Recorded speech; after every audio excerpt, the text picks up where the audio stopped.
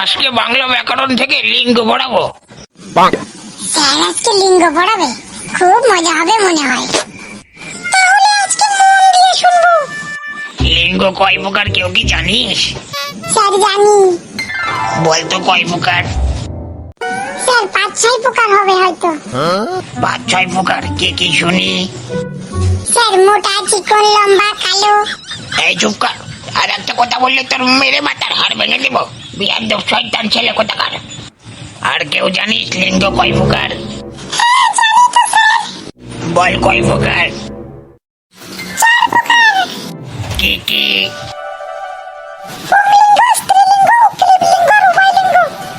বগা, lily কি ঠিক বললো? বল তাহলে কয় প্রকার? 5 প্রকার, বল কি কি?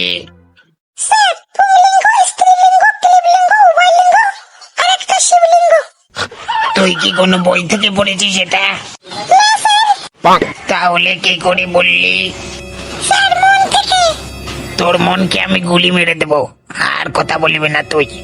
লিলি ঠিক বলেছিল। বলতো আগা, তোর কাছে 15টা আম আছে, তুই বগাকে 7টা আম দিয়ে দিলি, তোর কাছে আর কটা আম থাকে? স্যার 15টা আমি থাকে। 15টা আম? কি করে থাকবে 15টা আম?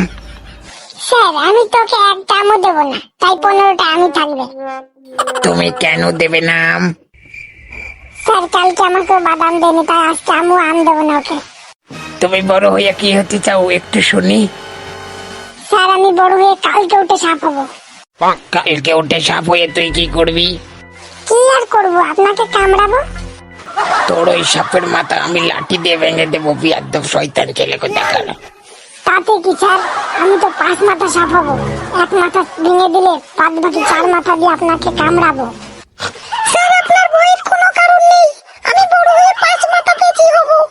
ওই 5 মাথা সাপকে আমি দেখে নেবো। তোদের যা বুদ্ধি দেখছি, তোরা পড়াশোনা ছেড়ে দিয়ে রাজমিস্ত্রির কাজে যোগ দে। আর আমি কালকে হগার বাড়ি যাব, তোর 5 মাথা সাপ হওয়ার কথা তোর দাদুকে বলবো, তারপর দেখবি তোর দাদু তোকে কিরকম কেলানি দেয়। পরের দিন সকালে। আচ্ছা, আপনি কি বলতে পারবেন হগাদের বাড়িটা কোন দিকে? আরে হগাদের বাড়ি তো এইটা, আর আমি হলাম কে হগার দাদু। ও, আমি তো আপনাকেই খুঁজছি। কেন, কি হয়েছে?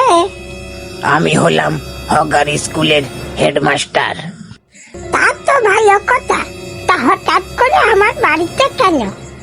হগা বুঝি পরীক্ষাতে ফার্স্ট হয়েছে? আপনার নাতি ছেলে কোনো পড়া পারে না, আরো বলে বড় হয়ে নাকি গুক্কু সাপ হবে। ওর যা পড়াশোনার ডক, ও কি গুক্কু সাপ হতে পারবে? আমার তো মনে হয় না। আমার মনে হয় ও দৌড়া সাপ হবে। এইবার বুঝলাম এই অশিক্ষিত কি করে তৈরি হলো। সবই আপনার রক্তের কামাল। আমাকে কিছু বলতো নাকি? না, আপনাকে তো কিছু বলিনি। আমি এখন চললাম, আপনি নাতি ছেলে নিয়ে ভালো করে সুখে থাকুন।